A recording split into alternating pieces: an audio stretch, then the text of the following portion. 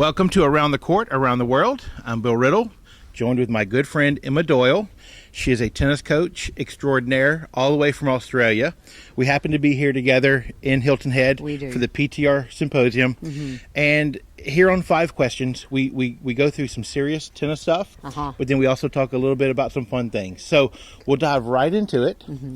And so I know that one of the themes this week down here is talking about, girls in tennis and empowering female athletes. Mm-hmm. Tell me a little bit about the differences in coaching or working with female players. Is there a difference? Oh, absolutely. There's definitely a difference. And down under, what we tend to do is we have 3 key things that we try and do. So we want to attract them, right, and we want to keep them, and then we want to coach them. So some of the key messages around attracting them is actually, we really need to make sure that it's a fun, welcoming, safe, warm environment where they can socialise, right, be with their friends, even warm up with a little bit of music, right. These types of activities that are all team-based, social, fun things to get them into the sport. Then to keep them in the sport, it's really important that we have flexible playing options. Right. Again, we keep them playing with their friends, and also, we always take into account the differences in technical and tactical, abilities and fundamentals as a coach. Right. And the coach element for me, the area I'm most passionate about, as you know, is language. Right. So how we talk to the girls is really important, and how we want to build their self-esteem, which of course leads to confidence. Right. So these are 3 key really important messages. They're really important so we can empower the girls, because at the end of the day, it doesn't really matter how much you know, right? As long as they know that you care. Right. Right. Do you find that there is some differences in how coaches perceive the competitive level of girls versus boys? Sometimes?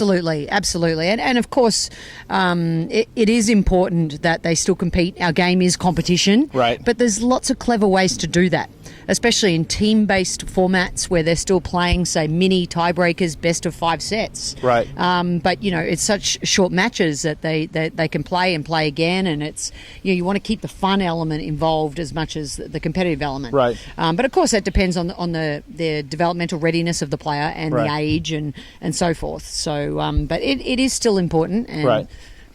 Sometimes it gets overlooked, but we have to remind coaches and parents that there's a certain way to kind of look at it. Absolutely, because you can't control the outcome, the win or the loss. Right. The things that, as a coach, especially when working with girls, is what you encourage, which is things within their control, such as, their between-point routines, their footwork, and their attitude.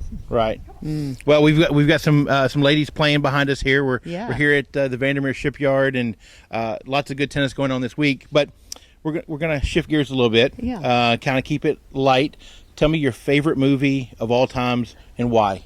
Well, it's got to be Star Wars. Okay. Yeah. Actually, have you seen all of them? Can we shift back to tennis? Because okay. I'm actually presenting on that this afternoon. Okay. I'm doing an Orange Ball Star Wars lesson. Star Wars tennis. I like Star Wars tennis. Okay. Correct. But I love it because it's not only interesting for kids today. It's the movie, the latest movie is just brilliant. And of course I've seen them all. The older ones, of course, I'm more of a fan of. But that's the first one that popped into my mind, and I'm so excited to be delivering that with really cool gamification, technical and tactical outcomes embedded in Star Wars. Like, how lucky am I? There, so you tie your favorite movie into what you do for a living and your passion. Yeah. In 2002, I presented on Harry Potter, the Golden Snitch. And I think 2 years ago at the PTR, I even did Lego tennis. So, there you go. So there you go. Well, kind of getting back to tennis, even though we were really there. Let's talk a little bit about communication, because I know you've done some things with doubles teams and whatnot.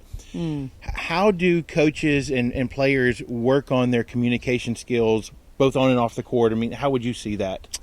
I think it's absolutely critical. It's critical. I mean, we know that it's critical in doubles, but sometimes even just in singles, that communication between the coach and the player sometimes breaks down. Absolutely, it does.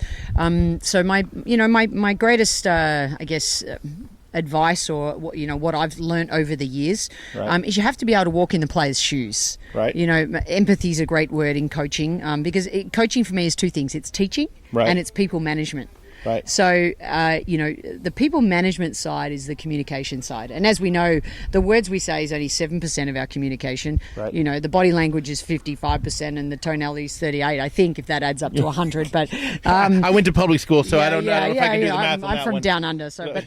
but for what I mean by that is essentially the body language says so much, even Right. when you're watching a match with your player.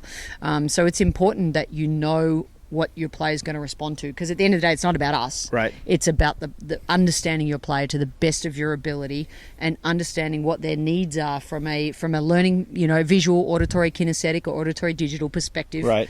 Get on top of that, work it out, and then understand how you need to communicate the message in the most effective way Right. to be able to walk in their shoes. And that's interesting, because a lot of times parents, we find, have trouble walking in the kids' shoes because maybe they don't play tennis.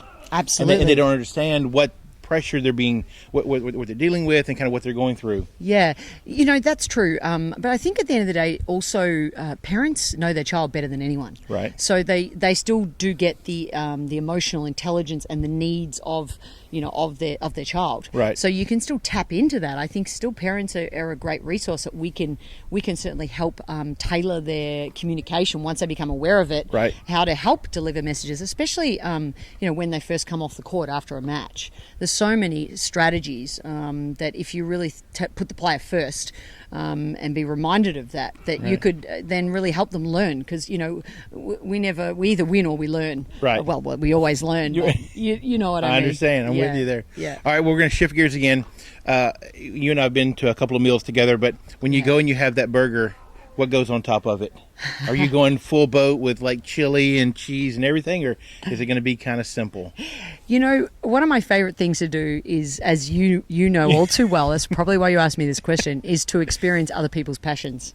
So I would probably ask you how you like it, and then look. You're going to try it. I would try it, because that gets me out of my comfort zone. I love to travel. I love to experience different cultures and different restaurant and food experiences. Right. To heighten my senses.